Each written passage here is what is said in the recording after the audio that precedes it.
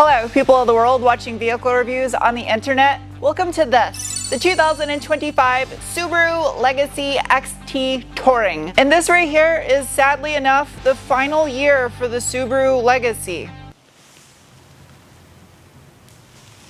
I was pouring one out for its homies. So with that said, let us give a proper send-off review to this iconic Subi.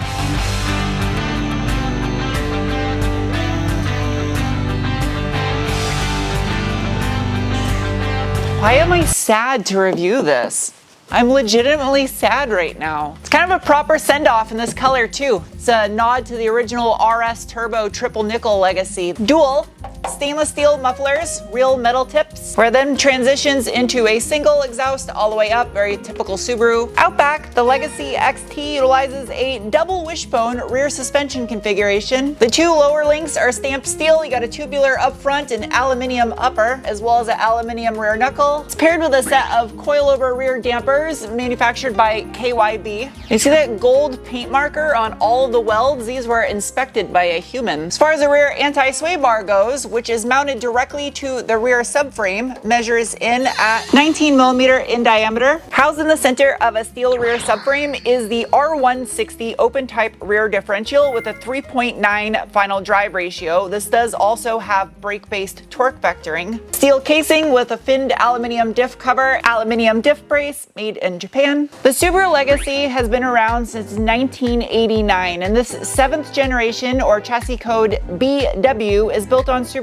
SGP platform, and this top trim spec fully loaded XT Touring weighs in at 3,787 pounds. Underneath these plastic covers is a massive 18.5 gallon fuel tank that gives you 570 miles of range, and on the non-turbo Legacies, 640 miles of range. You can tell this thing's designed for winter weather. It's wearing wool pants. Got two resonators on the exhaust mid-pipe, which measures in at approximately 60 millimeter in diameter, or about 2.4 inches.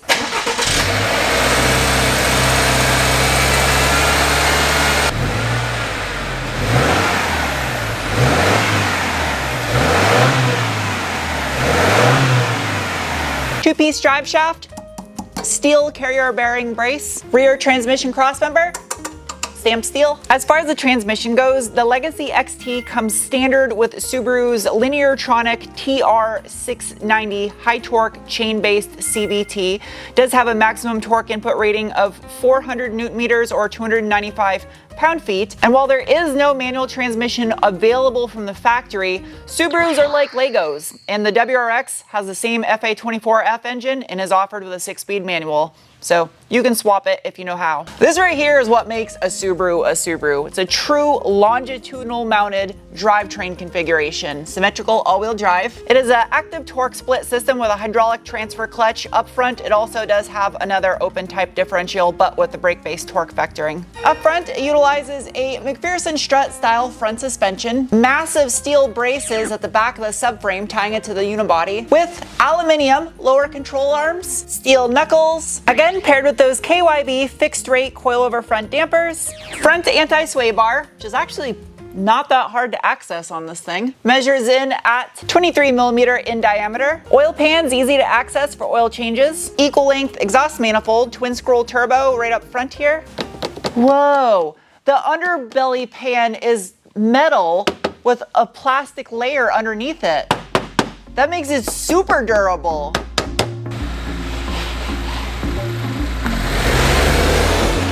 Time for the braking test. Nothing behind me. Ready, set, go. Okay, wow.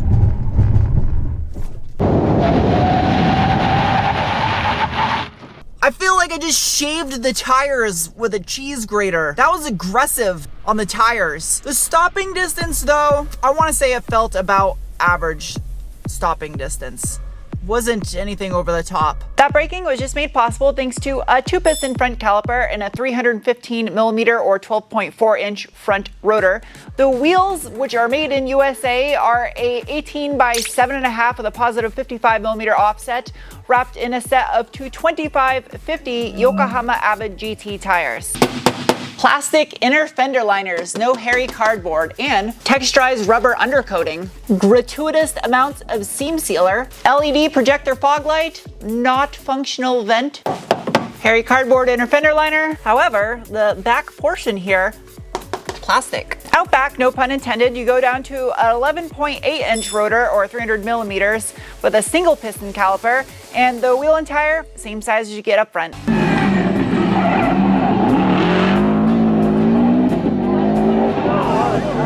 In the name of science, it is now time to give this thing the beans. But first, assessment of bolstering. Good.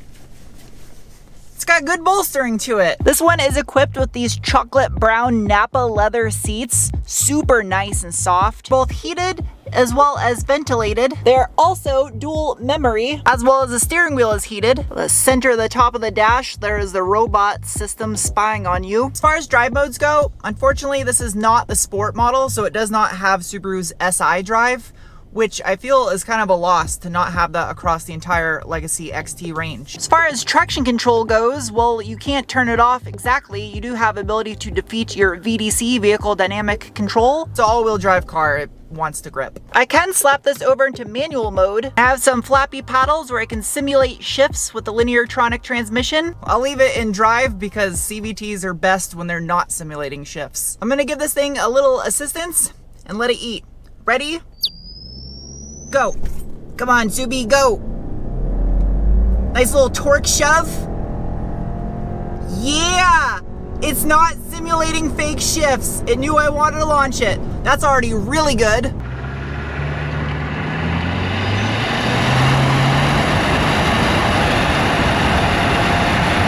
It's quick. It's got a good shove too when the boost comes on. Hood pop.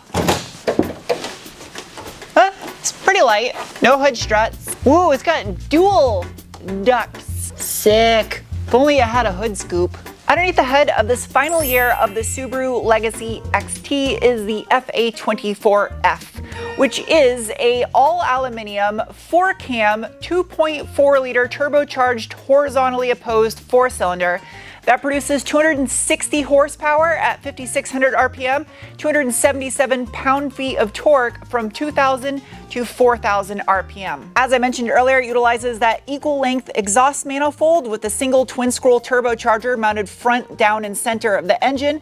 Comes up through this charge pipe, the little flexible coupling in the center and a soccer pad, into the top mount intercooler that has plastic end tanks just like the WRX, and then into the throttle body, plastic intake manifolds, and underneath those is your tumble generators. Looking down here next to the valve covers, you can see the cylinder heads are down here, and I believe there's more room on the side of the engine on the larger Legacy than there is on the WRX. Digging a little bit deeper on this 2387cc boxer 4-cylinder, this is essentially the WRX engine in a slightly larger sedan. It has a 94 by 86 millimeter bore and stroke with a 10.6:1 compression ratio.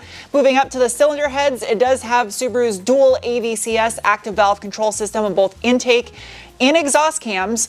Also, this employs both port and direct fuel injection to help keep the back of the valves clean. Easy to access oil filter for oil changes, caps right next to it. Alternator and AC compressor right up top, as well as a serpentine belt here in the front of the engine. There's a fair amount of room up front here to access for maintenance. It looks like it's got brushless PWM cooling fans. Interesting. Brake booster is electronic. Engine ECU mounted right next to the fuse box. You can see the engine does sit a little bit front of the axle because it is a longitudinal all-wheel drive system. The transmission has to be far forward for the axles to come out. Yet again, another good, affordable car that did not deserve to get killed off. And it's not because sales were dwindling on these. Sales were actually up. They sold 25,000 Legacies last year. I'm sad to see this go.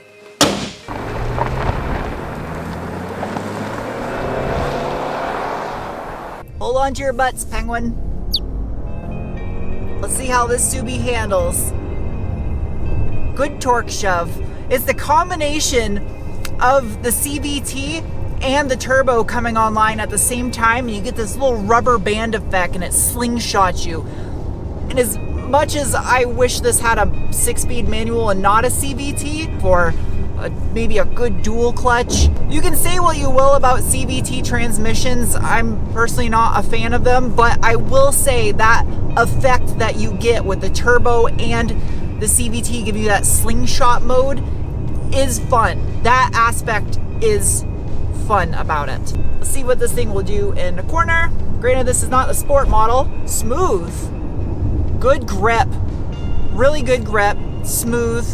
Considering this is not a performance vehicle per se, or not even a sport model, it's just a good platform. It's a nice, solid, low center of gravity feeling platform because it has a boxer engine in it. There's been a lot of performance models of the Subaru Legacy in the past. The GT, the Bilstein, the B4, and I don't understand why they couldn't just do one last limited production run for its final model year. Yeah, you definitely notice a low center of gravity.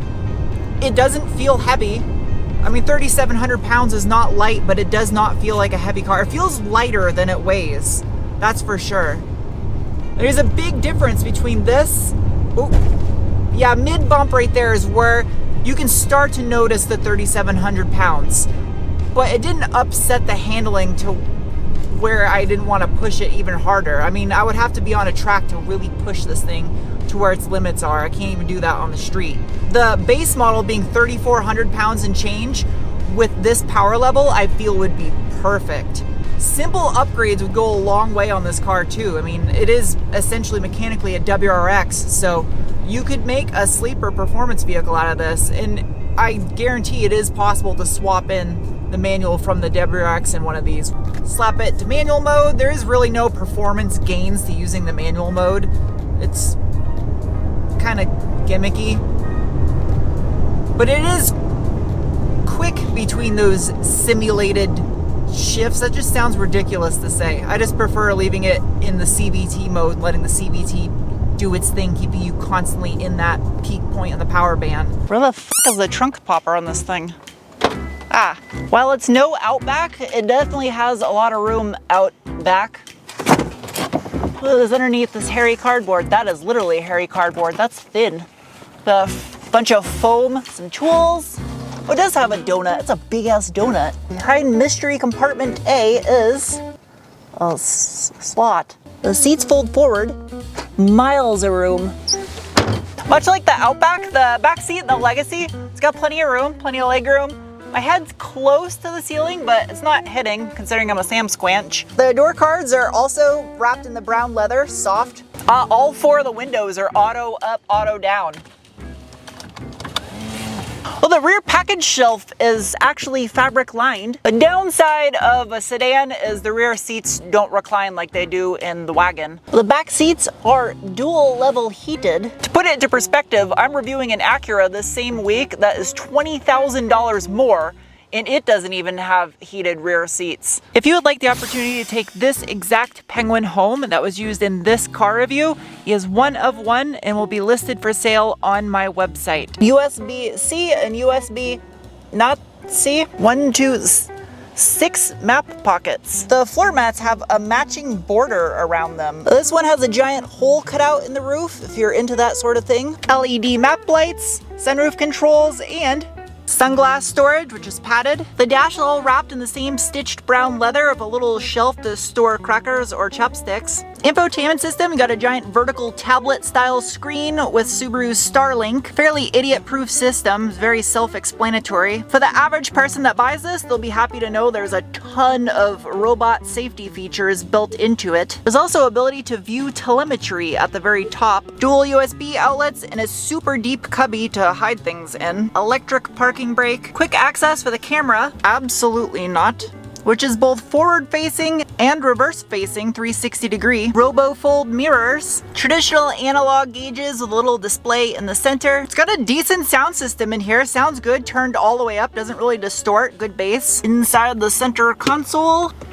Oh, there's a CD player. Neat. I don't think it's okay that Subaru didn't give this car a proper send-off that it deserves. So I'm going to.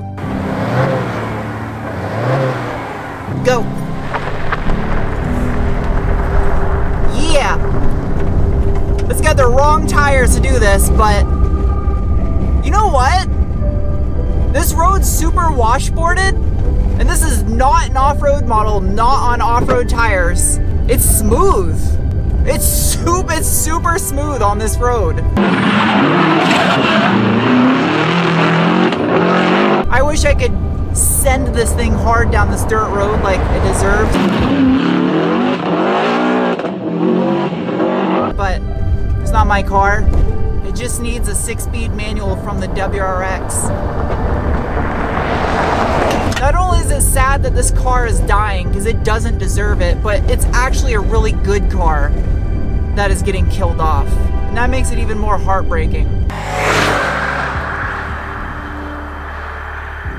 Just like any car out there, this one is not without flaws, and the flaws that I have found are probably a strong suit for most people. And that is the safety features. While they will do an excellent job at keeping you safe, you may find them overbearing and just constantly in your face. Especially the backup braking system. If it sees a speck of grass and you're in an area where clearly there's nothing behind you, it will slam on the brakes just to make sure you don't melee and destroy your back bumper, which is great because sometimes accidents happen. But geez, the safety features are just next level on this car. Thankfully, they're all defeatable. As you can see, your gauge cluster will light up like a Christmas tree when you have them turned off. The fuel economy, for as quick as this car is great, especially if you're trying to get good fuel economy. If you're constantly in boost, well, obviously it's going to drink fuel. And the thing that stands out the most is overall ride comfort on this car. It really shines against cars that it competes with. I think it's just these seats are super comfy.